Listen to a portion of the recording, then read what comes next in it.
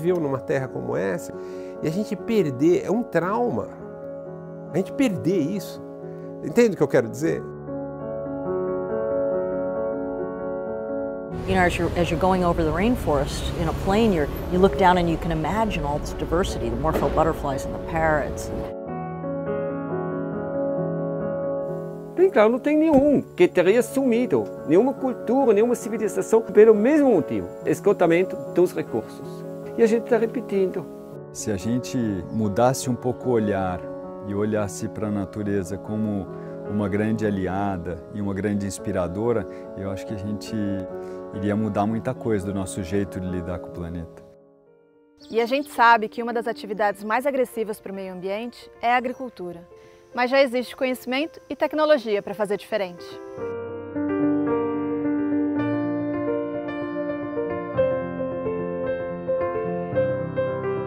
Para mim, a agrofloresta é isso, sistemas que são inspirados na natureza. To me, that's truly taking the rainforest as a model, right?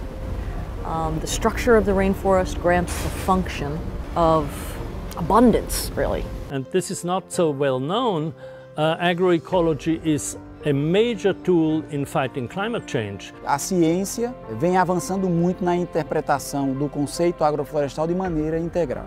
A gente pode pensar a agrofloresta com qualquer tipo de arranjo ou de combinação do componente florestal com o componente agrícola, com o componente pecuário. Há uns 10 anos atrás não existiam muitos filmes sobre a agrofloresta e a gente resolveu buscar modelos para filmar e para aprender também.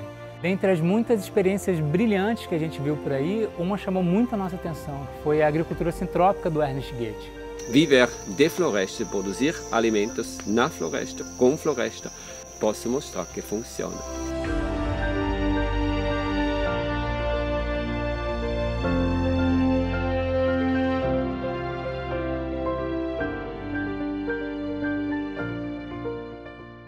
A sintropia, ao contrário da entropia, é um processo que vai do simples para o complexo. E a agricultura do Ernest segue essa lógica. Todas as interações ali são no sentido de promover um balanço energético positivo no sistema. Uma das características do Ernest é que por trás da prática agrícola dele existe um conjunto de pensamento muito sofisticado. É um conhecimento científico profundo aliado a uma inteligência, a uma sensibilidade prática de uma pessoa que faz agricultura desde os 3 anos de idade. E ele conseguiu sistematizar tudo isso de uma forma que os princípios pudessem ser replicados em qualquer lugar, independentemente do solo, do clima, do tamanho da propriedade. A gente buscou alguns exemplos. Em Brasília, a gente conheceu o João e o Rômulo, 2 alunos do Ernest que estão disseminando um modelo de cultivo intensivo de hortas e floresta partindo de solo degradado. Hoje, quando a gente olha o sítio deles, parece um pequeno oásis no meio de uma região que já foi muito degradada por práticas de agromineração, pelo fogo.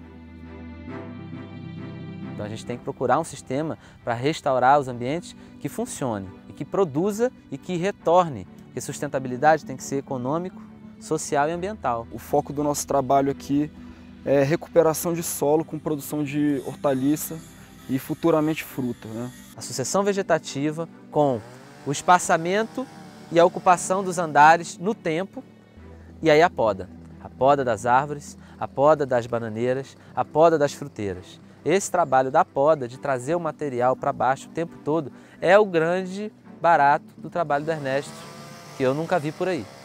O que a gente precisa é adequar tanto a questão do cultivo, ou seja, agronômico, para que a gente possa realmente produzir alimento, recuperar o solo, atender a demanda do mercado e que a gente possa ser feliz. A ideia é essa. A gente já está aqui com 2 anos e meio. Esse sistema ele já tem a própria matéria orgânica dele só com as podas daqui. Eu já não preciso mais trazer matéria orgânica de fora, se eu não quiser. Não é uma perda de energia. Quando eu uso o adubo aqui, eu não estou jogando fora. É o contrário da agricultura convencional, seja orgânica ou não. Quando a gente aduba aqui, a gente pega 1 e transforma em 500. A gente não. A agrofloresta transforma. 1 em 500. Na agricultura convencional, seja orgânica ou não, a gente põe 1 e daqui a pouco tem 0,3. E daqui a pouco tem que botar 2 e não mais 1. Né? Porque a gente não está trabalhando com a vida, com os processos da vida. Então aqui a gente usa o mecanismo floresta, que é o motor que gira e faz o planeta respirar e viver na agrofloresta. No momento que eu colher aqui, o solo vai estar melhor do que ele estava antes. Esse é o meu sonho. Vamos plantar floresta e vamos manejar a floresta, mostrando que o caminho para a floresta produz alimento e a floresta produz alimento. E dentro disso eu me encantei com esse mundo de possibilidades de fazer ecologia na prática e não só da boca para fora.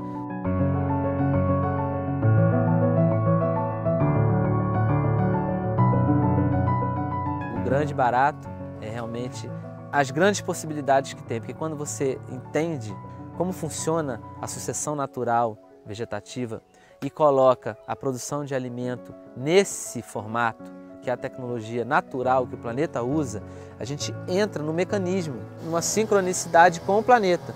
Então, esse é o trabalho do Ernesto. Ele entendeu como funciona a floresta e ele coloca, então, a produção de alimento para funcionar na engrenagem do planeta. Esse é o trabalho da abundância, para a gente chegar num estado de abundância.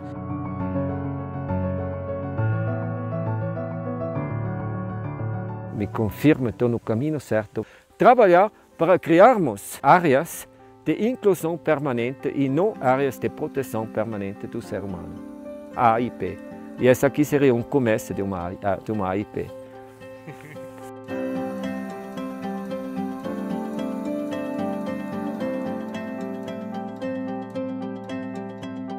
Outra experiência, agora num contexto completamente diferente, é a de um empresário que está enfrentando o desafio da grande escala no interior de São Paulo. Lá a gente encontrou uma fazenda de orgânicos, estruturada como empresa, que encampou um projeto de pesquisa aplicada em sistemas biodiversos adaptados para grandes áreas. A gente vê desse lado aqui, né? A gente fez um plantio aqui orgânico de madeira sem investir em matéria orgânica no solo, né? Isso que o Ernest desenvolveu das leiras, né? E a gente vê uma diferença enorme. Esse sistema aqui tem uns 6 meses a mais que esse daqui e esse daqui está muito mais bonito, mesmo mais jovem. Você observa que o projeto está montado em solos com muita areia, solos muito sensíveis à degradação. Quando eu falei para o Ernest que eu comprei essa terra aqui, eu falei, mas lá a terra ruim, arenosa. Ele falou, não tem terra ruim. E olha o que a gente está conseguindo fazer aqui em 1 ano e meio, é incrível.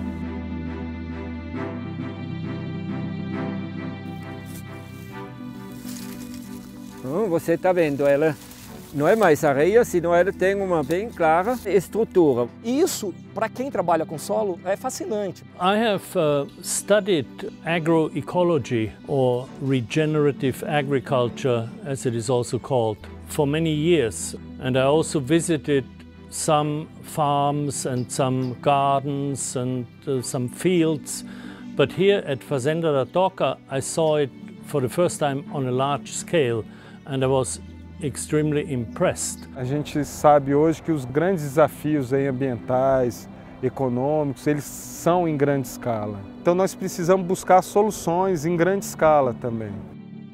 E já faz 7 anos que a agricultura sintrópica vem sendo adaptada para grandes áreas. Os princípios são os mesmos. O desafio é colocar isso numa forma para ser mecanizada. Está fechando aqui uma coisa que eu e o Ernest já estamos trabalhando há muito tempo.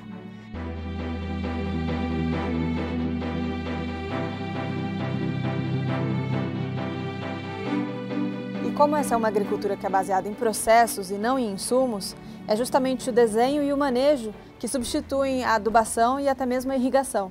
Então não me fica mais caro que o outro com seu herbicida.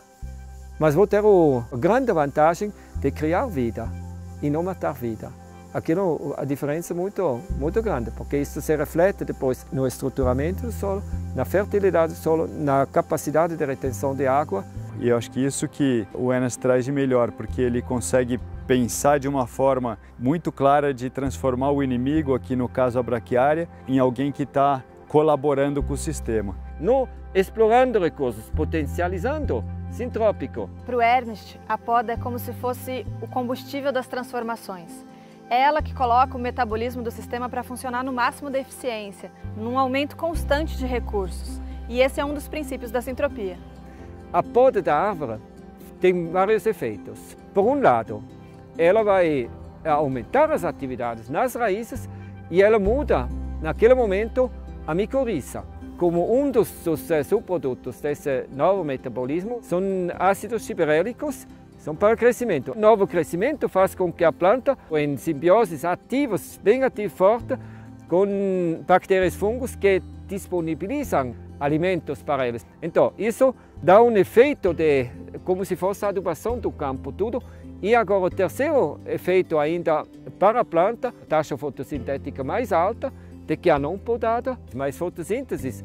Na realidade é mais carbono fixado em hidrocarbono e é mais raios solares usados, seja esfriando o ambiente. Esfriando o ambiente, você tem mais água. Porque essa é uma grande notícia, né? Porque, vamos inventar a máquina para sequestrar carbono. Não, cara, a gente já tem um sistema produtivo fantástico que já sequestra um monte de carbono, né? E além disso, produz alimento, produz madeira, produz o que a gente quiser, cria biodiversidade, dá dignidade para o trabalhador rural.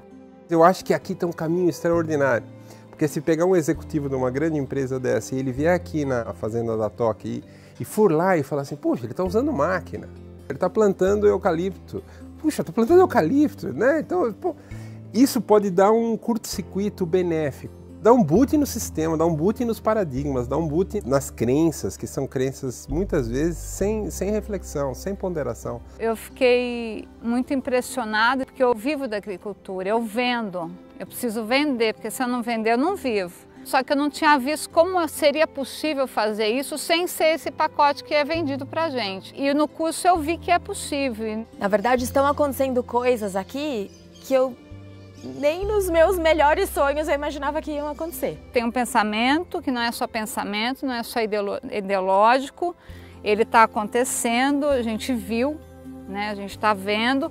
Que a gente traga práticas regenerativas, que não só sustentem, mas que gerem esse impacto positivo. E aqui você está encontrando uma possibilidade de fazer um cartão de visita. Essa fazenda aqui é um cartão de visita. Aí você tira e fala assim, ó, Fazenda da Toca, é possível.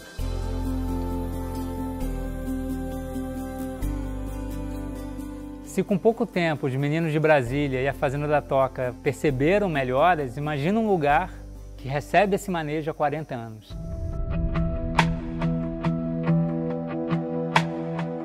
Quando nós adquirimos ela em 1984, encontrei aquele lugar como fazenda fugidos da terra seca, desmatado por completo pelo dono anterior, que era dono de serraria. Os maiores problemas que eu tive no início era água, seco e vento. E aí comecei a plantar, trabalhando a dinâmica da sucessão natural. Agora, a mudança definitiva do lugar chegou uns anos mais tarde. Na medida que aquelas árvores cresceram, comecei a ralhar e depois fazendo poda. Aquele foi aqui no português, hoje em português brasileiro fala-se o pulo de gato. Mudou tudo.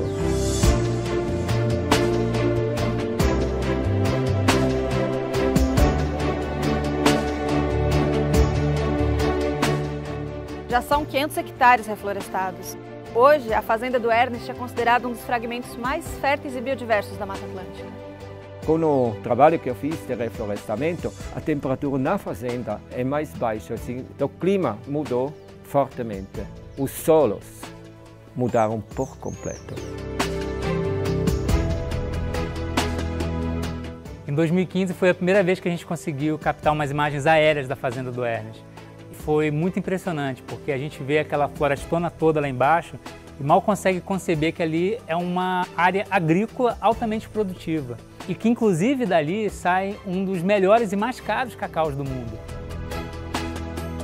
Nos últimos anos, a dinâmica da floresta começou a radiar para fora, assim com que a microrregião está sendo influenciada, está aumentando cada vez mais as chuvas, porque no núcleo, na fazenda, está chovendo.